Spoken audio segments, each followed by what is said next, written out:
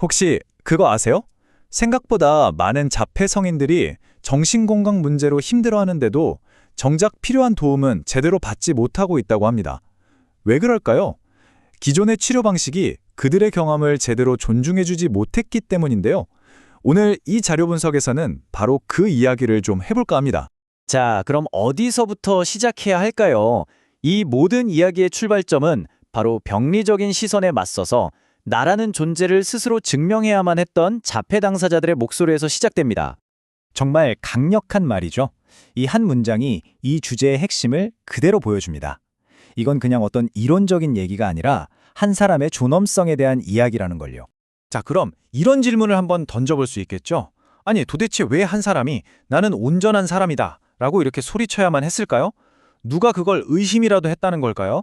바로 이 질문이 기존 치료법이 가졌던 근본적인 문제로 우리를 이끌어갑니다. 그 답은요, 바로 생각의 틀을 완전히 바꾸는 데 있습니다. 낡고 어쩌면 해롭기까지 했던 기존의 모델에서 벗어나서 완전히 새롭고 긍정적인 관점으로 나아가는 거죠. 여기 보시면 두 관점의 차이가 정말 극명하게 드러나죠. 왼쪽의 의료 모델은 자폐 자체를 고쳐야 할 문제로 봐요. 그러니까 사람을 문제 삼는 거죠. 반면에 오른쪽, 이 신경다양성 패러다임은 완전히 다릅니다. 사람은 그대로 괜찮다. 대신 환경이 바뀌고 지원이 필요하다고 말하는 거예요. 그러니까 핵심은 이거예요. 문제는 그 사람이 아니라 그 사람을 위해 만들어지지 않은 세상과의 부딪힘. 바로 그 상호작용에 있다는 거죠. 장애라는 게 개인의 문제가 아니라 사회적인 장벽에서 생겨난다는 생각. 이게 바로 신경다양성 패러다임의 심장입니다. 자, 그럼 이제 이 논문이 제시하는 구체적인 해결책, 그 대안은 뭘까요? 신경다양성이라는 패러다임을 실제 치료 현장에 어떻게 적용할 수 있는지 그 통합적인 틀을 한번 살펴보겠습니다. 지금 화면에 보이는 게 바로 그 모델인데요. 엘리케스의 통합 모델이라고 합니다. 이게 뭐냐면 치료사가 한 사람을 제대로 또 전체적으로 이해할 수 있도록 도와주는 일종의 종합 안내서 같은 거예요. 되게 복잡해 보이지만 사실 아주 체계적으로 짜여져 있습니다. 이 모델은 크게 두 부분으로 나뉘는데 첫 번째가 바로 환경의 이해입니다. 세 가지 맥락을 보는데요. 첫째, 생물학적 맥락. 이건 말 그대로 타고난 신경학적 특성, 감각적인 예민함 같은 거죠. 둘째는 사회문화적 맥락이에요. 우리 사회의 편견이나 차별 같은 것들이 개인에게 어떤 영향을 미치는지 보는 거고요. 마지막으로 학습 및 발달 맥락. 과거의 경험들이 지금의 나를 어떻게 만들었는지를 살펴보는 겁니다. 그러니까 나 자신뿐만 아니라 나를 둘러싼 모든 걸 보는 거죠. 자, 환경을 봤으면 이제 사람 그 자체를 이해해야겠죠? 여기서는 5가지 시스템을 봅니다. 행동적 시스템, 이건 눈에 보이는 습관이나 행동 같은 거고요. 경험적 시스템은 감정이나 감각처럼 내면에서 일어나는 일들이죠. 그리고 관계적 시스템, 다른 사람들과 어떻게 관계를 맺는지.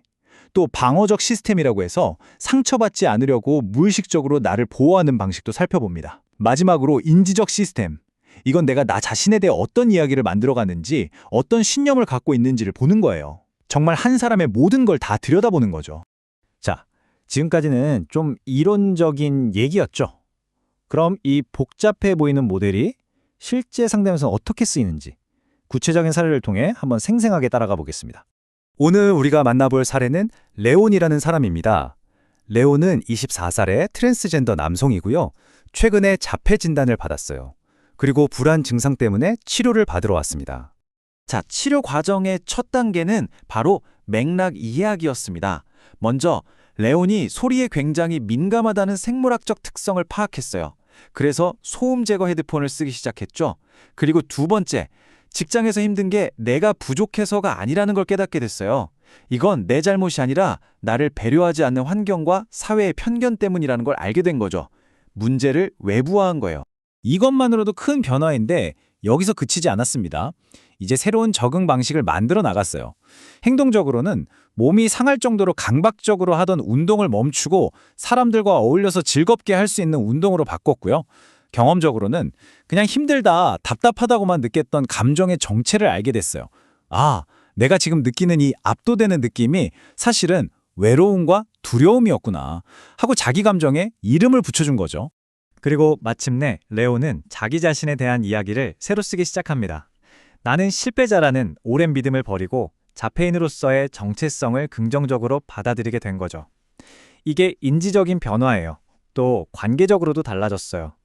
모든 사람에게 맞추려고 애쓰는 대신 건강한 경계를 설정하고 정말 나랑 잘 맞는 친구들을 찾아 나섰죠. 그러면서 불필요한 사회적 에너지 소모가 확 줄었습니다. 자, 지금까지 레온의 이야기를 통해 이 모델이 어떻게 작동하는지 보셨는데요. 그럼 이런 접근 방식이 단지 한 사람을 넘어서 우리 사회 전체에 던지는 메시지는 뭘까요? 왜 이게 그렇게 중요할까요? 이 논문은 앞으로 우리가 나아가야 할 길을 3가지로 제시합니다. 첫째, 치료사들에게는 자신도 모르게 가졌을지 모를 편견을 돌아보고 신경 다양성을 존중하는 치료법에 대해 제대로 배우라고 권합니다. 둘째, 연구자들에게는 단순히 통계만 보지 말고 당사자들의 실제 삶의 경험을 더 깊이 이해하는 연구를 하라고 하고요. 그리고 마지막으로 우리 모두에게 인식론적 겸손을 실천하라고 말합니다. 이게 뭐냐면 자폐 당사자가 자기 경험에 대해서는 최고의 전문가라는 사실을 인정하자는 거예요. 결국 이 모든 노력의 목표는 하나입니다. 정신건강 분야가 자폐 내담자들을 도울 때 그들의 존엄성과 자율성 그리고 그들 각자의 고유한 경험을 존중하는 방식으로 돕도록 그 역량을 키우는 겁니다. 해를 주는 치료가 아니라 진정으로 힘이 되는 치료를 하자는 거죠. 자, 오늘 이야기를 마무리하면서 이 질문을 한번 던져보고 싶습니다. 우리는 과연 어떻게 이 치료실 안에서의 변화를 넘어서 우리 사회 전체가 모든 사람의 존재 방식을 있는 그대로 긍정하는 곳으로 나아갈 수 있을까요? 우리 각자의 역할은 무엇일까요?